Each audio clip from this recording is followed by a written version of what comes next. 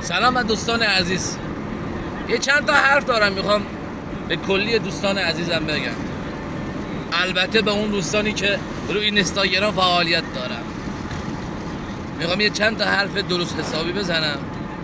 کسانی که دلشون میخواد گوش کنه، کسانی که یه بار گوش کردن خوشش نیومد به سلامت گوش نکنه.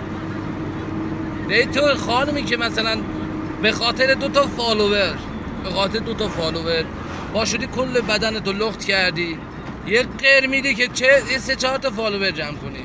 مگه این فالوور جمع کردن چقدر ارزش داره که تو پاشی بدنتو بر عیان بذاری تو اینستا که یه 1000 تا نامحرم ببینن و یه چند نفرشون برن سرویس و دیگه خودشون رو تو حلال کنن؟